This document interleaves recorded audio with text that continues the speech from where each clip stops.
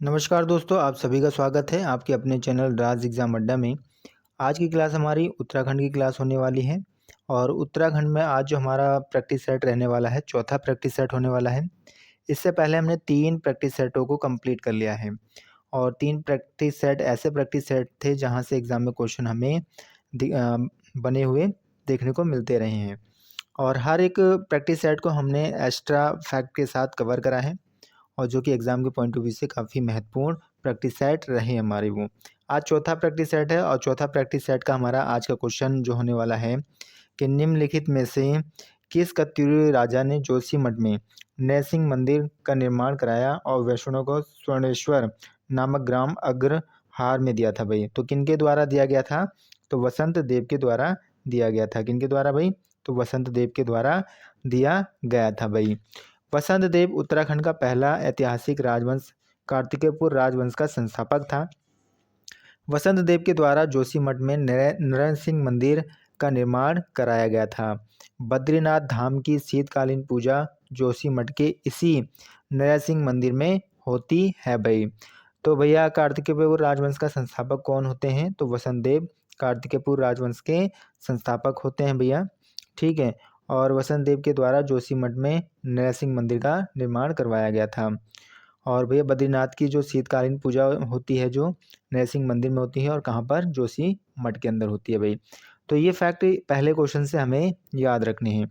Second question की ओर चलते हैं। अगला जो हमारा आज का क्वेश्चन रहने वाला है, अगर उसकी हम बात करें तो 1927-28 में वन कानून के विरोध में उत्तराखंड के किस क्षेत्र में जनता ने आज़ाद पंचायत का गठन कर समांतर सरकार की स्थापना की थी भाई? तो किस क्षेत्र में की थी इन्होंने? अगर इसकी हम बात करते हैं तो इसका आंसर आएगा रवाई क्षेत्र की जनता के द्वारा। किस क्षेत्र के द्वारा? किस क्षेत्र के द्वारा? तो रवाई क्षेत्र की जनता के द्वारा किया गया था भाई। इससे जो बातें हमें याद रखनी है वो बातें क्या याद रखनी है कि आज़ाद पंचायत का गठन टिहरी में दयाराम रवाल्टा के नेतृत्व में हुई थी भाई। रवाई क्षेत्र की जनता के द्वारा बनाया गया था भाई। ये कौन सा? तो आज़ाद पंचायत गठन कहाँ हुआ? तो टिहरी के अंदर हुआ। किनके द्वारा हुआ? तो दयाराम रवाल्टा के नेतृत्व में हुआ। और भैया कहाँ की जनता के द्वारा बनाया गया? तो रवाई क्षेत्र की जनता के द्वारा बनाया गया था भाई। ठीक है। और क्या बातें याद रखनी है कि आज़ाद पंचायत के द्वारा 1930 में, कब भाई? आज़ाद पंचायत के द्वारा 1930 में समांतर सरकार का गठन किया गया था भाई। समांतर सरकार में 2 प्रमुख व्यक्ति शामिल होते हैं और एक कौन होते हैं भाई? हीरा सिंह होते हैं और दूसरे बैजराम होते हैं भैया। ठीक है। पहले कौन होते हैं? हीरा सिंह और दूसरे बैजराम होते हैं और जिनको उपाधि क्या दी जाती है भाई? 5 सरकार की उपाधि हीरा सिंह को दी जाती है और 3 सरकार की उपाधि जो दी जाती है वो बैजराम को दी जाती है। और कहाँ के तर्ज पर दी गई है? तो नेपाल दरबार की तर्ज पर ये उपाधि दी गई है। और इसी क्षेत्र में क्या होता है? इसी क्षेत्र में भाई तेलाड़ी कांड होता है जिसको हम रवाई कांड के नाम से भी जानते हैं। और कब होता है भाई? तो 30 मई 1930 को होता है भाई। तो इसका आंसर हमारा क्या हो गया? अगर इसके आंसर की बात करें तो इसका जो आंसर रहने वाला हमारा रवाई क्षेत्र की जनता के द्वारा, आंसर यानी सी हो गया। ठीक है। तो ये बातें हमें इस क्वेश्चन से याद रखनी है। अगले क्वेश्चन की ओर चलेंगे। अगला जो आज का हमारा क्वेश्चन रहने वाला है वो क्या रहने वाला है? 1995 में श्रीनगर स्थित में आमरण अनशन पर बैठे लोगों पर हुई लाठीचार्ज में किसकी मौत हो गई थी? तो किनकी मौत हुई थी भी? तो यशोधर बैजवाल की और राजेश रावत की। किसकी भाई? यशोधर बैजवाल और राजेश रावत की मृत्यु हो गई। यानी इसका आंसर क्या हो गया? इसका आंसर हो गया डी। ए और बी दोनों हैं भाई। यशोधर बैजवाल और राजेश रावत की क्या हो जाती है भाई? मृत्यु हो जाती है। ये आमरण अनशन पर बैठे हुए लोगों पर क्या हुआ? लाठीचार्ज हुआ। कब हुआ? 1995 में। और कहाँ पर भाई? श्रीनगर के अंदर। श्रीयंत्र टापू घटना 10 नवंबर 1995 को होती है। कब होती है भाई? तो 10 नवंबर 1995 को कौन सी घटना होती है भाई? तो श्रीयंत्र टापू घटना होती है भाई। इस घटना में यशोधर बैजवाल व राजेश रावत शहीद हो जाते हैं। मसूरी गोलीकांड 2 सितंबर 1994 में होती है जो हंसा धनई और बेलमती चौहान इसमें क्या होती हैं भैया? शहीद होती हैं। खटीमा गोलीकांड के विरोध में यहाँ पर ये बैठे हुए थे भाई। ठीक है। तो मसूरी गोलीकांड कब हुआ? तो 2 सितंबर 1994 में। और श्रीयंत्र टापू घटना कब होती है भाई? तो 10 नवंबर 1995 को होती है भाई। अगले क्वेश्चन की ओर चलेंगे। अगला जो आज का हमारा क्वेश्चन रहने वाला है, अगर उसकी हम बात करें, मराठा शासक साहू जी महाराज के राजकवि मतीराम किस चंद शासक के दरबार में आया था भाई? तो किनके दरबार में आए थे भैया? मराठा शासक साहू के जो राजकवि थे मतीराम उद्योग चंद के। किनके भाई? उद्योग चंद के शासनकाल में आया था। और उद्योग चंद का शासनकाल कब से कब तक है? तो 1678 से लेकर, और इनका जो शासनकाल हमें देखने को मिलता है 1698 तक इनका शासन हमें देखने को मिलता है। इनसे जो बातें याद रखनी है वो बातें क्या याद रखनी है? मराठा शासक साहू जी महाराज के राजकवि थे ये। मतीराम गढ़वाल व कुमायूं में गए थे। गढ़वाल में ये फतेह शाह के दरबार में गए थे भाई। फतेहपति शाह को गढ़वाल का शिवाजी इन्हीं के द्वारा कहा गया था भाई। फतेहपति के शासनकाल को स्वर्णकाल का शासनकाल भी इन्हीं के द्वारा कहा गया था भाई। और कुमायूं में उद्योगचंद, ठीक है, ये भैया कुमायूं में भैया जो स्वर्णकाल कहा जाता है किनको? उद्योगचंद के कहा जाता है। और फतेहपति के शासनकाल को भैया इनके द्वारा क्या कहा गया था? तो स्वर्ण का शासनकाल कहा गया था। किनके द्वारा कहा गया था? तो उद्योगचंद के द्वारा कहा गया था भाई। ठीक है, आगे बात करते हैं। आगे क्या है? उद्योगचंद भैया 1678 से लेकर 1698 तक शासन करते हैं। कवि मतीराम इनके दरबार में भी गए थे भाई। मतीराम मराठों के भैया क्या थे भाई? तो मतीराम मराठों के राज कवि थे भाई। ठीक है, शासनकाल कब से कब तक? 1678 से लेकर 98 तक उद्योगचंद का शासनकाल हमें देखने को मिलता है। ठीक है, तो ये पॉइंटें याद रखनी है। अगले पॉइंट की ओर चलते हैं। अगला जो हमारा क्वेश्चन रहने वाला है, अगर उसकी हम बात करें, जो क्वेश्चन रहेगा हमारा, बागेश्वर अभिलेख में कत्यूरी वंश के संस्थापक बसंत देव की पत्नी का नाम क्या मिलता है भाई? ठीक है, बागेश्वर अभिलेख में जो कत्यूरी वंश के संस्थापक बसंत देव की पत्नी का नाम क्या मिलता है?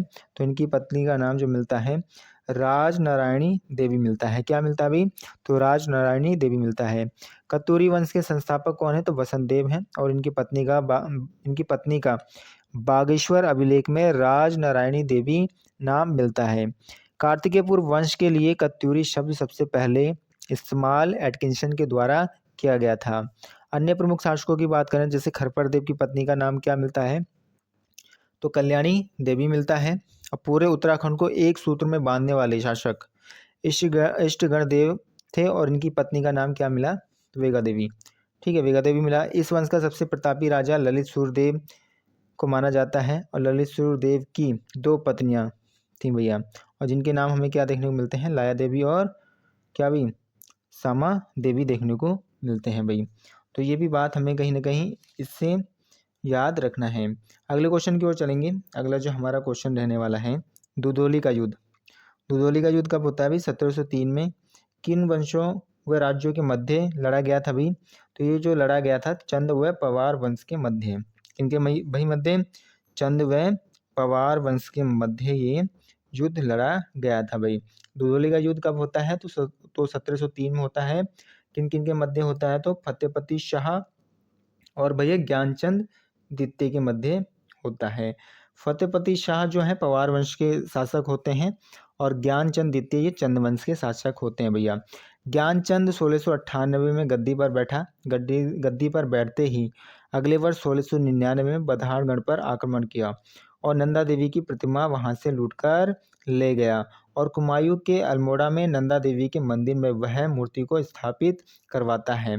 यह उद्योगचंद का पुत्र था। इसी के द्वारा बाद में दुधौली का युद्ध लड़ा गया। और कब लड़ा गया भाई? तो 1703 में लड़ा जाता है दुधौली का युद्ध भाई। तो अगले क्वेश्चन की ओर चलेंगे। अगला जो आज का क्वेश्चन हमारा रहने वाला है, चंद राजा रुद्रचंद के बधाड़गढ़ आक्रमण के संदर्भ में क्या सही नहीं है भाई? यह हमें बताना है। अगर बात करें भाई युद्ध में चंद राजा, कौन से भाई? युद्ध में चंद राजा के सेनापति पुरुषोत्तम पंत वीरगति को प्राप्त हुए, तो सही है भैया। इस समय बधाड़गढ़ पर पवारों का अधिकार था, ठीक है ये भी। और इसके साथ साथ इसके पवार के सहयोगी कत्यूरी राजा भी वीरगति को प्राप्त हो गए थे, तो ये भी बात सही है। गलत कौन सा है भाई? तो इसी युद्ध के पश्चात रुद्रचंद ने बौद्ध धर्म अपनाया था। तो भाई ये हमारा गलत है, यानी ऑप्शन नंबर ए जो है हमारा गलत है। बाकी जो 3 ऑप्शन हमें दिए गए हैं वो हमारे 3 ऑप्शन सही हैं भाई। अगले क्वेश्चन की ओर चलते हैं। अगला जो आज का हमारा क्वेश्चन रहने वाला है, अगर उसकी हम बात करें, दुधौली युद्ध के समय चंद वंश के शासक ज्ञानचंद थे, और जबकि पवार वंश के शासक कौन थे भाई? तो पवार वंश के शासक जो थे फतेह शाह थे। कौन थे भाई? फतेह शाह थे पवार वंश के शासक। ठीक है। दुधौली का युद्ध कब होता है? तो 1703 में दुधौली का युद्ध होता है। किन किन के मध्य होता है? तो ज्ञानचंद सेकंड के मध्य और फतेह शाह के मध्य ये हमारा क्या होता है? दुधौली का युद्ध होता है भाई। अगले क्वेश्चन की ओर चलते हैं। अगला जो आज का हमारा क्वेश्चन रहने वाला है, किस चंद राजा के समय 2 संस्कृत ग्रंथ सैनिक शास्त्र तथा त्रैमासिक धर्म निर्णय की रचना की गई थी भाई? तो कौन थे वो? कौन से चंद शासक थे भाई? तो ये रुद्रचंद के समय। कब भाई? रुद्रचंद के समय भाई। रुद्रचंद का जब कुमायूं में शासन था तो पूरे सामाजिक व्यवस्था को नए सिरे से स्थापित करने की व्यवस्था की गई भाई इनके द्वारा। इसके लिए इनके द्वारा एक किताब लिखी गई जिसको त्रैमासिक धर्म निर्णय कहा गया। नए सामाजिक व्यवस्था के उद्देश्य से इस पुस्तक को इनके द्वारा लिखा गया था भाई। सैनिक शास्त्र पुस्तक पक्षी आखेट कला पर आधारित है भाई। यानी जो सैनिक शास्त्र पुस्तक है वो किस पर आधारित है? तो पक्षी कला पर आधारित पुस्तक है भाई। अगले क्वेश्चन की ओर चलते हैं। अगला जो हमारा क्वेश्चन रहने वाला है, किस वंश के राजा प्राय परम भट्टारक महाराजा धीराज परमेश्वर की उपाधि धारण करते हैं? तो किस वंश के भाई? तो कत्यूरी वंश की। कौन भाई? कत्यूरी वंश के द्वारा जो उपाधि धारण की जाती है भाई। गिरिराज चक्र चूड़ामणि की उपाधि कत्यूरी वंश के राजा धारण करते थे भाई। कौन सी उपाधि? गिरिराज चक्र चूड़ामणि की उपाधि जो कत्यूरी वंश के राजा होते थे उनके द्वारा धारण किया जाता था भाई। अगले क्वेश्चन की ओर चलते हैं। अगला जो आज का हमारा क्वेश्चन रहने वाला है, बराकर या कहीं बाराकर भी हमें देखने को मिलता है। तो बराकर भू राजस्व व्यवस्था की देखरेख करने वाले समस्त कर्मचारियों के लिए सुविधा शुल्क की भांति था, जबकि पौनी टूटी था भाई। तो पौनी टूटी कैसे था भाई? तो पौनी टूटी जो था हमारा आयात निर्यात कर था भाई। कैसा कर था भाई? तो आयात निर्यात कर था भाई। टिहरी रियासत के अंदर 2 प्रमुख कर थे, उनमें से एक था बाराकर या बाराकर जिसको कहते हैं, और कुछ जगह पर बेगार कर भी लिखा गया है भाई। दूसरा कर था भाई पौनी टूटी कर। ठीक है। कौन सा कर था भाई? पौनी टूटी कर था जो कि एक प्रकार का आयात निर्यात कर था। कैसा था पौनी टूटी कर भाई? तो आयात निर्यात कर था भाई पौनी टूटी भाई। अगले क्वेश्चन की ओर चलेंगे। अगला जो हमारा क्वेश्चन रहने वाला है, अगर उसकी हम बात करें, उत्तराखंड क्रांति दल द्वारा कब एक ज्ञापन सौंपा गया जिसमें पहली बार हरिद्वार को उत्तराखंड में शामिल करने की मांग की गई थी भाई? तो कब भाई? 1987 में। कब की गई भाई? 1987 में। उत्तराखंड क्रांति दल का गठन कब किया गया? तो 1979 में उत्तराखंड क्रांति दल का क्या किया गया भाई? गठन किया गया। उत्तराखंड क्रांति दल की यह मांग थी कि 8 पर्वतीय जिलों को मिलाकर एक राज्य बना दिया जाए भाई। ये किसके द्वारा मांग की गई? तो उत्तराखंड क्रांति दल के द्वारा मांग की गई। उत्तराखंड क्रांति दल की भैया गठन कब किया जाता है? तो 1979 में किया जाता है भाई। ठीक है। अगले क्वेश्चन की ओर चलते हैं। अगला जो आज का हमारा क्वेश्चन रहने वाला है, कब भाजपा के लाल कृष्ण आडवाणी की अध्यक्षता में अल्मोड़ा के पार्टी सम्मेलन में उत्तर प्रदेश के पर्वतीय क्षेत्रों को अलग राज्य का दर्जा देने की मांग को स्वीकार किया गया? तो कब किया गया भाई? तो 1987 में स्वीकार किया जाता है। कब भाई? 1987 में स्वीकार किया जाता है भाई। अल्मोड़ा सम्मेलन कब होता है? तो 1987 में होता है।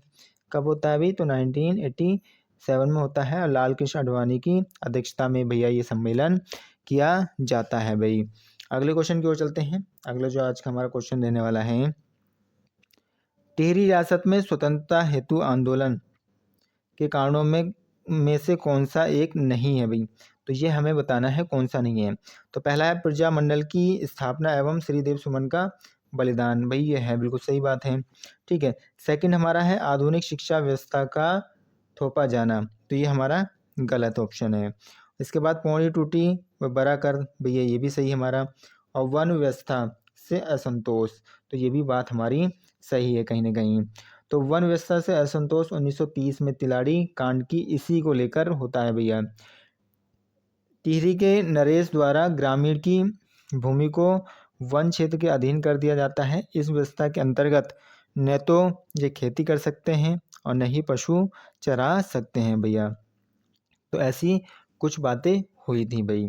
तो इसका आंसर कौन सा हो गया? इसका आंसर हमारा भैया बी हो गया। ठीक है, जो शामिल नहीं है टिहरी रियासत से। अगले क्वेश्चन की ओर चलते हैं। अगला जो आज का हमारा क्वेश्चन रहने वाला है, अगर उसकी बात करें, कत्तूरी राजाओं का उनके शासन के संदर्भ में भैया क्या करना है? क्रम निर्धारित करना है। तो कौन सा क्रम इसमें सही है? तो इसमें जो क्रम सही है भाई, पहले बसंत देव, फिर खरपत देव, फिर त्रिभुवन देव और फिर ललित सुरदेव आते हैं भाई। ठीक है, तो ये कहीं ना कहीं ये वाला क्रम इनका सही है। सबसे पहले भाई बसंत देव आते हैं, जो कि कौन होते हैं भैया? कत्तूरी राजवंश के संस्थापक होते हैं। उनके बाद कौन आते हैं? खरपर देव आते हैं। फिर उनके बाद त्रिभुवन राज आते हैं। फिर निम्बर देव आते हैं। मोस्ट जो शासक हुए उनकी बात कर रहा हूँ मैं। ठीक है, फिर निम्बर देव आते हैं। निम्बर देव के बाद आते हैं इष्टगण। इष्ट के गण के बाद आते हैं ललित सुरदेव, और ललित सुरदेव के बाद आते हैं भूदेव। और भी भूदेव के बाद कौन आते हैं भैया? स्वर्णादित्य आते हैं। फिर स्वर्णादित्य के बाद आते हैं इच्छर देव, और इच्छर देव के बाद आते हैं देशत देव, और देशत देव के बाद आते हैं पदममत देव, और फिर आते हैं सुभिक्ष राज देव, जो कि क्या होते हैं भैया? कार्तिकेयपुर राजवंश के अंतिम नरेश होते हैं भैया। अंतिम नरेश कौन है? तो सुभिक्ष राजदेव हैं। और संस्थापक कौन है? संस्थापक जो होते हैं भाई कार्तिकेयपुर राजवंश के, तो बसंत देव होते हैं भाई।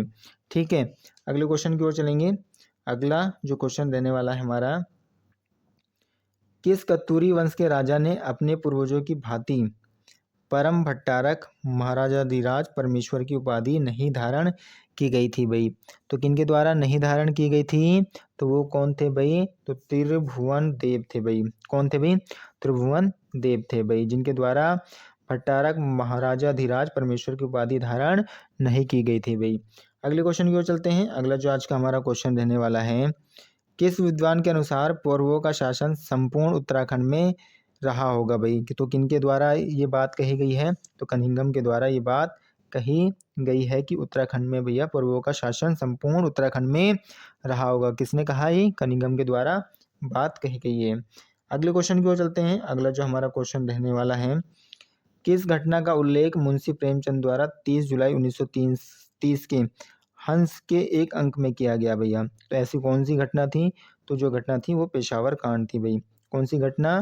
पेशावर कांड घटना थी भाई।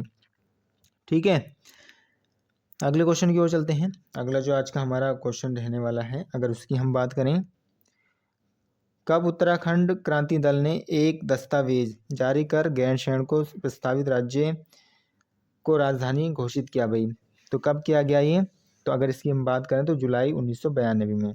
कब किया जाता है? तो जुलाई 1992 में ये किया जाता है। और गैरसैंण का नाम रखा जाता है भी क्या? चंद्रनगर रखा जाता है। ठीक है, उत्तराखंड क्रांति दल 1987 में इसकी क्या होती है भाई? स्थापना होती है भाई। ठीक है, अगले क्वेश्चन की ओर चलते हैं। अगला जो हमारा क्वेश्चन रहने वाला है, ब्रह्मपुर जिसका उल्लेख हेनशांग ने भी किया था, ये किस राजवंश की राजधानी थी? तो ये जो राजधानी थी भैया किस राजवंश की थी? तो पौरवों किसकी भाई? पौरव वंश की। किसकी राजधानी थी भाई? तो पौरव वंश की ये राजधानी थी भाई। ठीक है, इससे जो बातें याद रखनी हो बातें क्या याद रखनी है? इसे पर्वताकार वंश या ये पर्वताकार या क्या कहा जाता है भाई? पर्वताकार राज्य की राजवंश भी कहा जाता है, या पर्वताकार राज्य भी कहा जाता है। और इनकी राजधानी क्या थी भाई? तो इनकी राजधानी ब्रह्मपुर थी, क्योंकि यह वंश पहले से भैया क्या हुआ था, ये जो वंश है जो किससे? पर्वतों से घिरा हुआ था, जिस कारण इसको पर्वताकार वंश भी कहा गया था। कनिंघम ने कहा कि ब्रह्मपुर में कुमायूं और गढ़वाल दोनों शामिल थे भाई। किनके द्वारा कहा गया ये? तो कनिंघम के द्वारा कहा गया था भाई। और पर्वतों से घिरा था इसलिए इसको क्या कहा गया भाई? पर्वताकार राज्य भी कहा गया भाई। अगले क्वेश्चन की ओर चलते हैं। अगला जो हमारा क्वेश्चन रहने वाला है, चंद काल में राज सेवकों के लिए कौन सा कर लिया जाता था भाई? तो चंद काल में राज सेवकों के लिए जो कर लिया जाता था वो शुभ कर लिया जाता था भाई। क्यों? ठीक है। मझारी कर कैसा कर था भाई? ये कामगारों से लिया जाता था भाई। और टांड कर कैसा था? तो ये बुनकरों से लिया गया जाता था भाई। और जो राष्ट्र कर था भाई ये किससे लिया जाता भाई? तो लेखकों के लिए लिया जाता। कौन सा कर? साहूकर, सॉरी। साहूकर किसके लिए लिया था भाई? लेखकों के लिए लिया जाता था भाई। ठीक है, तो ये करो से कुछ ना कुछ बातें याद हमें रखनी है भाई। अगले क्वेश्चन की ओर चलेंगे। अगला जो हमारा आज का क्वेश्चन देने वाला है, विद्वानों के अनुसार किस वंश को हर्ष का परवर्ती वंश माना जाता है भाई? तो किस वंश को माना जाता है ये? तो पर्वताकार वंश को। ठीक है, किसको?